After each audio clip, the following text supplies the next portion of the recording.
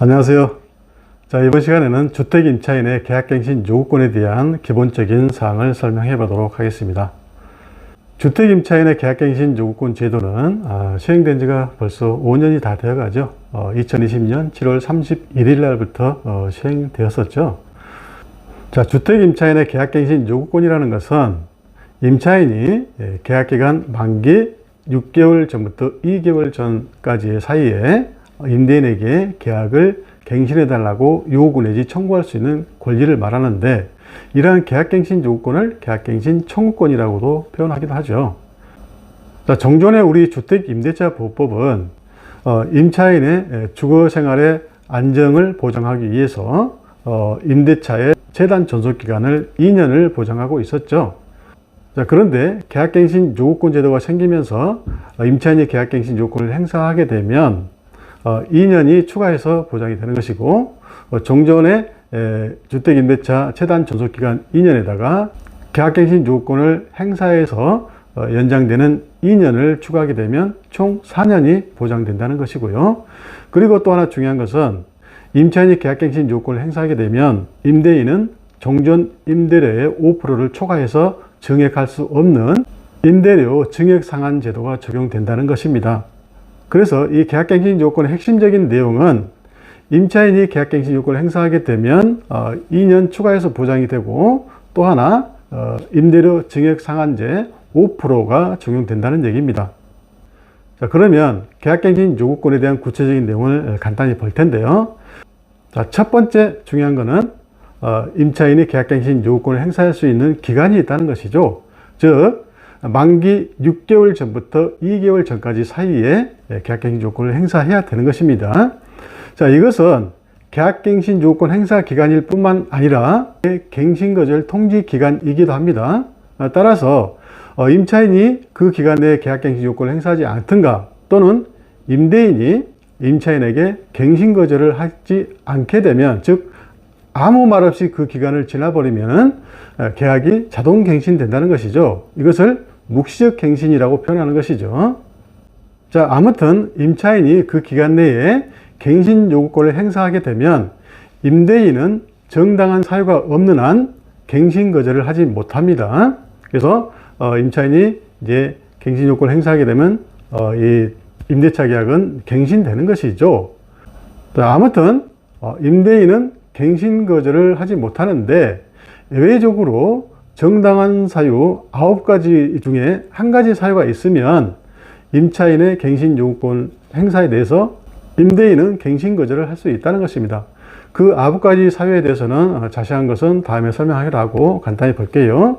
자, 첫 번째 중요한 것은 임대인의 실거주 사유입니다. 자, 여기서 임대인은 임대인 본인뿐만 아니라 임대인의 직계 존속, 임대인의 직계 비속을 포함하는 개념입니다. 그래서 임대인은 아무튼 실거주한다는 사유를 들어서 임차인의 갱신 요구권 행사에 대해서 갱신 거절을 할 수 있다는 것입니다. 자, 여기서 또 하나 중요한 것은 임대인이 실거주한다는 이유로 임차인의 갱신 요구를 거절했음에도 불구하고 정당한 사유 없이 제3자에게 임대한 경우, 자, 이런 경우에 임차인은 자기의 갱신 요건을 침해당한 것이죠. 그래서 임차인 입장에서는 그 갱신 거절로 인해서 발생한 손해에 대해서 손해배상을 청구할 수 있습니다. 그리고 그 손해배상 금액에 대해서는 우리 주택임대차보호법에 좀 자세하게 규정되어 있습니다. 자, 또 하나의 갱신 거절 사유로서 임차인의 차임 연체액이 2기분 이상에 달하는 경우입니다. 자, 임차인이 그 차임을 이제 2기분 이상 이렇게 연체하는 경우에는 임대차 계약 해지 사유도 됩니다. 그렇지만 또 한편으로는 임대인의 갱신 거절 사유도 된다는 얘기입니다. 그래서 임차인은 웬만하면 차임을 연체하면 안 되겠죠. 자, 또 하나의 갱신 거절 사유로서 당사자 합의하에 임대인이 임차인에게 상당한 보상을 해주는 경우입니다.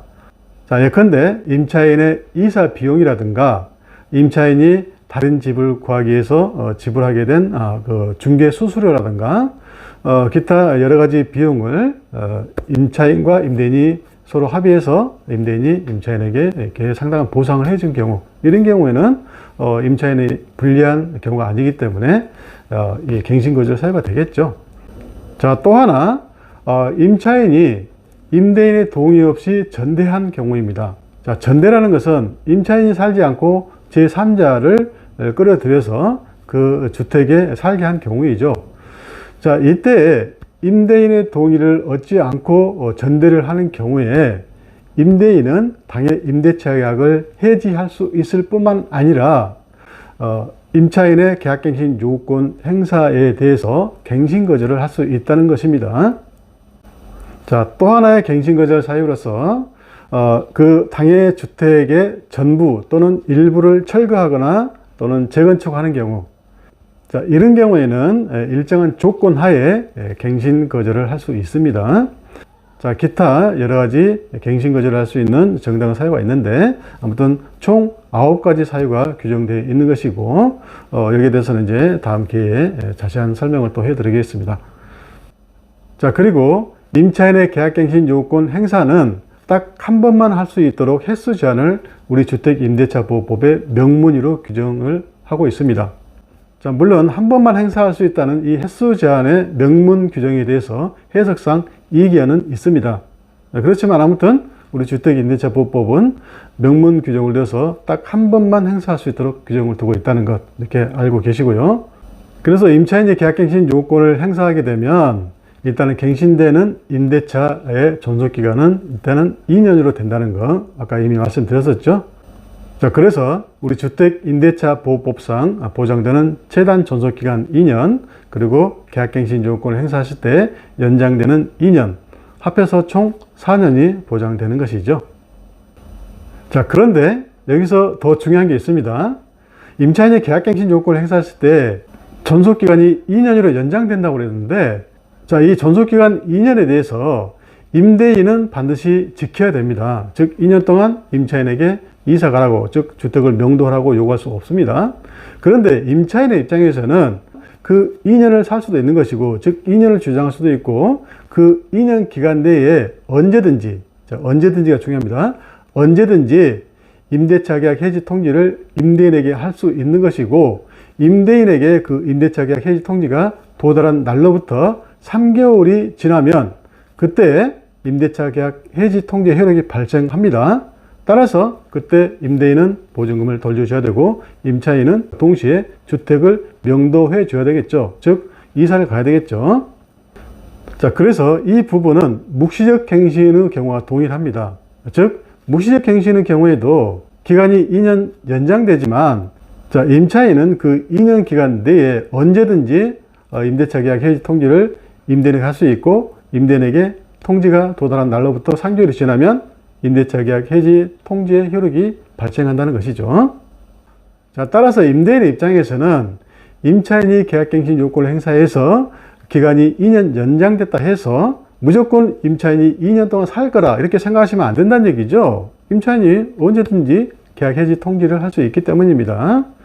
그리고 또 하나, 임차인이 그 연장된 2년 기간 내에 아무 때라도 이렇게 임차인에게 통지해서 3개월이 지나면 이사 갈 수 있다. 이것은 임차인의 입장에서 보면 계약 위반이 아닙니다.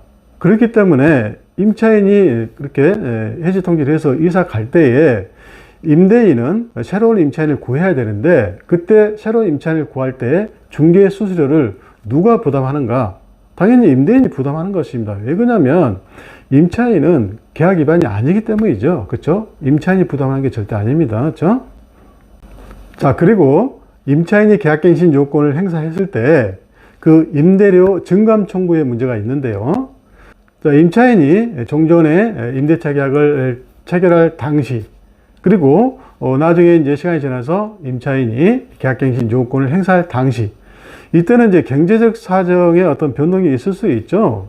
자, 따라서 임차인이 계약갱신 요구권을 행사할 때에 임대료 시세가 종전보다 많이 내렸다, 이런 경우는 임차인이 임대료 감액 청구를 할 수 있고요. 또 반대로 임대료 시세가 많이 올랐다, 이런 경우는 임대인은 임대료 증액 청구를 할 수 있습니다. 그래서 증액 청구, 감액 청구 합해서 증감 청구라고 합니다. 그런데 문제는 임차인이 계약갱신 요건을 행사할 때 종전의 임대료 시세보다가 굉장히 많이 올라 있는 경우입니다. 자, 이런 경우에는 임대인이 임대료 증액 청구를 하겠죠. 그죠? 그런데 임차인이 계약갱신 요건을 행사하게 되면 임대인은 임대료 상한제를 적용받는다는 얘기입니다. 즉, 종전 임대료의 5% 이상을 초과해서 증액할 수 없다는 얘기입니다. 자, 그래서 중개 실무상 현실적으로 임대료 시세가 많이 올랐을 때 집주인이 임대료 증액 청구를 현 시세대로 이렇게 요구하는 경우 임차인은 임대인이 이렇게 종전 임대료의 5%를 초과해서 임대료 증액 청구를 하는 것을 차단시키기 위해서 계약갱신 요구권을 행사를 하는 경우가 많다는 얘기입니다. 임차인 입장에서는 다른 데 이사 가려고 하면은 이미 임대료 시세가 올랐기 때문에 이사 가기가 굉장히 부담스럽겠죠. 그래서 당연히 임차인 입장에서는 계약갱신 요건을 행사해서 종전 임대료보다 5% 이상 증액하는 것을 차단시키겠죠. 반대로 임대인 입장에서 보면 굉장히 억울한 측면이 있을 겁니다. 시세대로 많이 못 올리고 종전 임대료의 5%만 증액할 수 있기 때문이겠죠. 물론 또 하나 중요한 것은 종전 임대료의 5%를 초과해서 증액할 수 없기 때문에 5% 범위 내에서 임대인, 임차인이 상호 협의해서 임대료를 증액한다는 것이지 무조건 5%를 증액해 준다, 이것은 아닙니다. 상호 협의해서 5% 범위 내에서 정한다는 뜻입니다. 자, 그리고 만약에 종전 임대료의 5%를 초과해서 증액을 했다. 자, 이런 경우에는 그 초과된 약정은 무효입니다. 따라서 임차인은 5%를 초과한 부분을 임대인에게 지급할 필요도 없고, 설령 이미 초과해서 지급했다가 하면 그 초과된 부분은 부당이득으로서 부당이득 반환 청구를 임대인에게 할 수 있다는 것입니다. 자, 마지막으로 중요한 게 한 가지 남아 있는데요. 임차인이 계약갱신 요건을 행사했을 때 기존의 전세였는데 월세로 전환하든가, 기존의 월세였는데 전세로 전환할 경우에는 임차인의 동의가 있어야 됩니다. 만약에 임차인의 동의가 없으면은 월세를 전세로, 전세를 월세로 전환할 수가 없습니다. 그리고 임차인의 동의를 얻어서 전세를 월세로, 월세를 전세로 전환하는 경우에도 임대료 증액 상한제가 적용된다는 것입니다. 즉, 기존의 임대료의 5%를 초과해서 증액할 수 없다는 것입니다. 자, 이상으로 주택임차인의 계약갱신 요건에 대해서 기본적인 내용을 살펴봤는데요. 다음에는 기회가 있을 때마다 계약갱신 요건의 각 부분마다 이렇게 나눠서 자세하게 구체적으로 설명해 보도록 하겠습니다.